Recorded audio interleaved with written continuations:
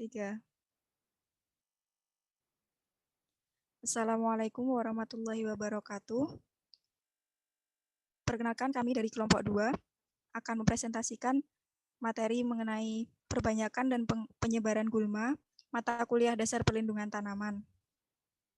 Namun sebelumnya kami akan memperkenalkan diri terlebih dahulu. Saya Maratus Soliha, NIM 135190024.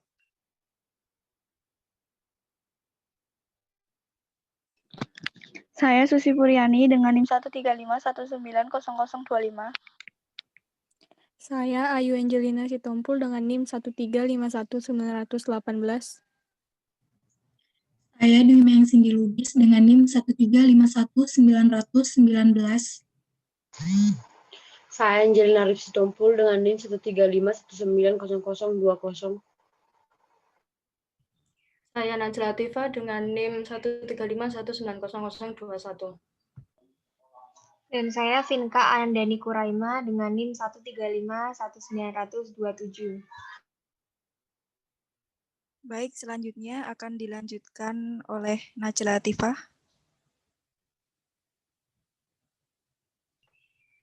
Pengertian gulma.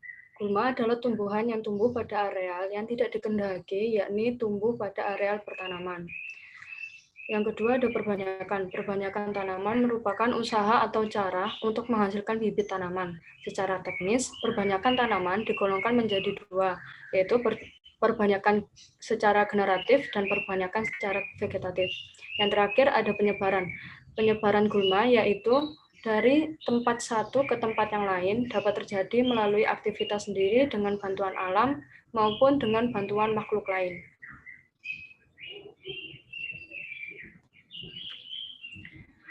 Perbanyakan gulma.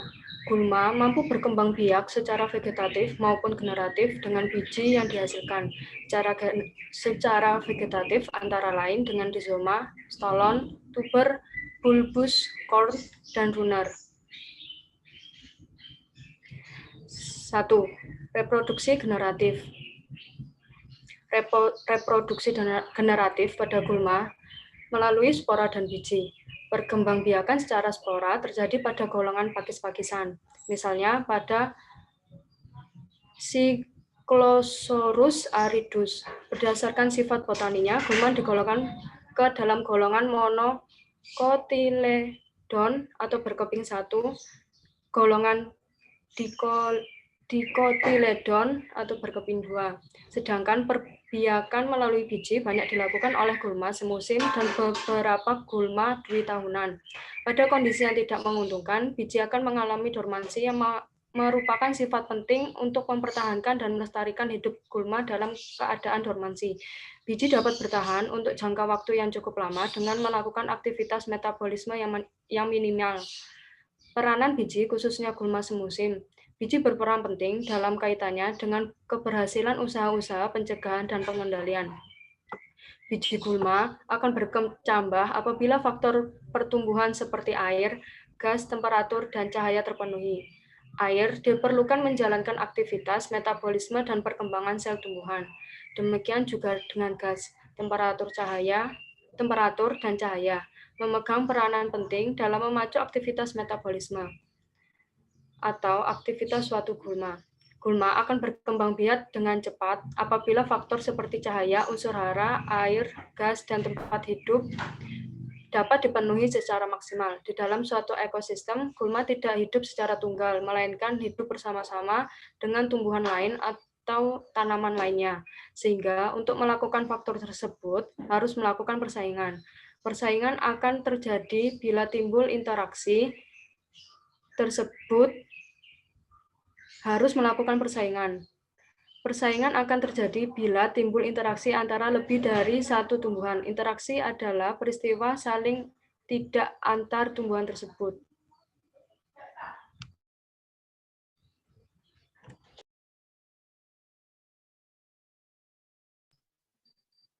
Selanjutnya, yang kedua adalah reproduksi vegetatif. Prinsip perkembangbiakan bagi sebagian besar gulma tahunan. Lalu, reproduksi vegetatif sulit untuk dikendalikan karena banyak memiliki organ vegetatif dorman di dalam tanah. reproduksi vegetatif, ada beberapa jenis gulma menaun memiliki lebih dari satu organ perbanyakan vegetatif.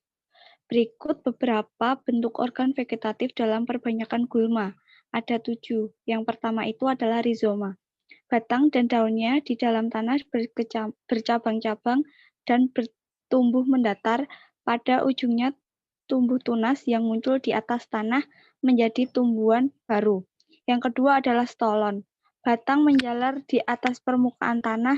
Setiap nodia dapat membentuk akar dan tunas untuk membentuk individu baru. Yang ketiga adalah runner. Stolon yang internodianya sangat panjang membentuk tunas pada ujung. Yang keempat adalah umi batang. Pangkal batang yang membengkak dan mempunyai mata tunas. Lalu keempat yang gemuk, pendek berdaging, dan terdapat di dalam tanah. Dilapisi daun yang mereduksi menjadi sisik dan terdapat tunas yang tumbuh. Lalu yang keenam ada umbi lapis. Susunan berlapis-lapis terdiri atas daun-daun yang telah menjadi tebal, lunak, dan berdaging. Di antara lapisan tersebut terdapat tunas yang dapat tumbuh. Yang ketujuh ada umbi akar, ujung dari rizoma yang membengkak dan merupakan cadangan makanan serta mempunyai tunas ujung. Selanjutnya akan dibacakan oleh Ayu. Kemudian ada faktor umur dan daya tahan hidup organ perbanyakan vegetatif. Faktor yang mempengaruhi umur dan daya tahan hidup organ dengan perbanyakan vegetatif ini ada 3 bagian. Yang pertama, ada temperatur. Pada suhu 4 derajat Celcius, semua umbi Cyperus esculentus masih dapat bertahan hidup. Pada 10 derajat Celcius, semua akan mati. Kemudian ada kedalaman. Pada sorghum halepens, hanya pada kedalaman 20 cm, rizomanya masih bertahan hidup. Pada kedalaman kurang dari ini, semua mati akibat suhu rendah di musim dingin. Kemudian, pada agropyron, repens dan Cyperus esculentus, kedalaman lebih dari 2,0 sampai 2,5 cm, berpengaruh nyata terhadap peningkatan daya tahan hidupnya. Kemudian ada kekeringan. Organ perbanyakan vegetatif lebih peka terhadap kekeringan dibanding dengan organ generatif.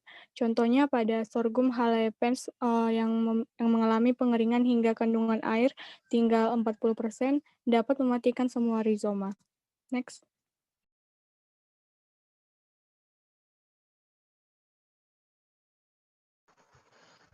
Penyebaran gulma. Penyebaran gulma dapat terjadi melalui aktivitas sendiri dengan bantuan alam maupun dengan bantuan makhluk hidup. Penyebaran gulma dengan aktivitas sendiri yaitu yang pertama, letusan atau ledakan buah.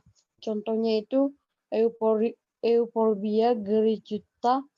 Kemudian polong yang sudah masak, pecah dan terlempar menjauhi induk. Contohnya Calopogium mucunoldies. Penyebaran gulma dengan bantuan alam yang pertama angin. Pada biji gulma yang memiliki organ khusus. Biji kecil mudah terbawa angin. Contohnya Imperata cylindrica. Yang kedua itu air. Organ vegetatif maupun generatif dapat terbawa air, hujan, irigasi, atau sungai. Contohnya Limnocharis flava. Penyebaran gulma dengan bantuan hewan yang pertama, Myrmecori, penyebaran benih oleh semut, contohnya Dilwinia juniperium.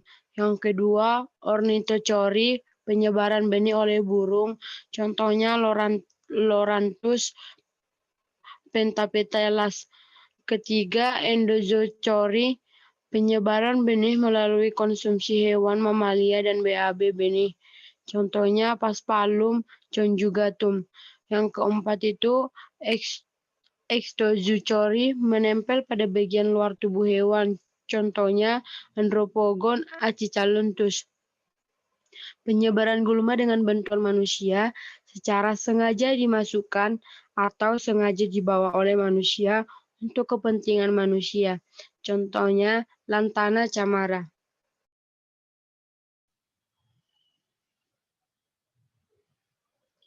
Selanjutnya D, yaitu pencegahan dan penyembuhan.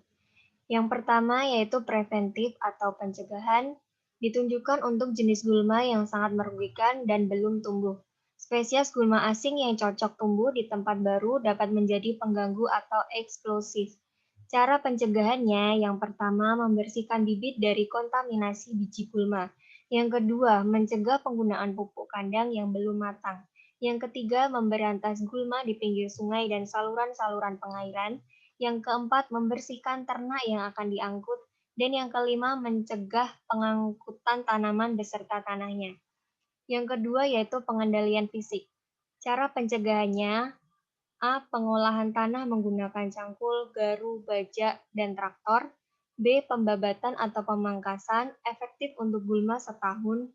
C. Penggenangan, efektif untuk gulma tahunan. Cara menggenangi gulma hingga terendam 15-25 cm selama 3-8 minggu. Dan D. Pembakaran, suhu kritis menyebabkan kematian yaitu 44-55 derajat Celcius. Tidak terdapat efek residu di tanah dan tanaman, dan insekta, hama, dan penyakit ikut mati, namun berbahaya bagi lingkungan.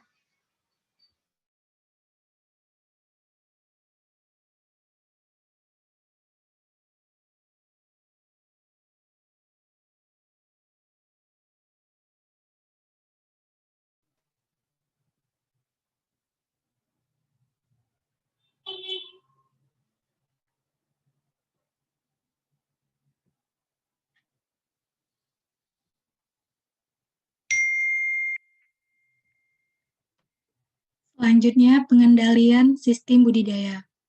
Pengendalian sistem budidaya menggunakan prinsip ekologi, yaitu mengelola lingkungan sedemikian rupa sehingga mendukung dan menguntungkan tanaman, tetapi merugikan gulma. Ada beberapa teknis pengendalian gulma yang menggunakan prinsip ekologi. Yang pertama, penggunaan varietas sesuai dengan lahan. Kedua, penanaman rapat agar tajuk menutupi ruang kosong. Ketiga, pemupukan yang tepat. Keempat, mendahulukan pemberantasan gulma dengan pengolahan tanah atau herbisida. Kelima, penanganan dengan tumbuhan penutup atau cover crop seperti kacang-kacangan. Keempat, pengendalian biologis. Pengendalian biologis secara biologis merupakan metode pengendalian gulma yang menggunakan organisme lain seperti insekta, fungi, dan ikan. Pengendalian biologis secara intensif menggunakan insekta atau fungi yang biasanya hanya ditunjukkan terhadap suatu spesies gulma yang asing telah menyebar secara luas. Penggunaan organisme tersebut harus melalui proses penelitian yang lama serta membutuhkan ketelitian. Baik, masuk pada kesimpulan. Yang pertama, gulma adalah tumbuhan yang tumbuh pada areal yang tidak dikehendaki, yakni tumbuh pada areal pertanaman. Secara langsung maupun tidak langsung, gulma merugikan tanaman budidaya. Yang ketiga, perbanyakan gulma ada dua perkembangbiakan, yakni generatif melalui spora dan biji, dan vegetatif, yaitu rizoma, stolon, runner, umbi batang, umbi akar, dan umbi lapis, serta korn. Penyebaran gulma dari tempat satu ke tempat yang lain dapat terjadi melalui aktivitas sendiri dengan bantuan alam maupun dengan bantuan makhluk hidup. Dan yang terakhir, pengendalian ada 3, yakni pengendalian secara fisik, pengendalian dengan sistem budidaya, dan pengendalian secara biologis. Pencegahan dan pengendalian harus dilakukan sejak dini agar tidak memberi dampak yang serius atau menurunkan produktivitas pada hasil pertanian yang diusahakan. Sekian presentasi dari kelompok 2. Terima kasih sudah menyimak sampai akhir. Apabila ada pertanyaan, silahkan tuliskan di kolom komentar. Wassalamualaikum warahmatullahi wabarakatuh.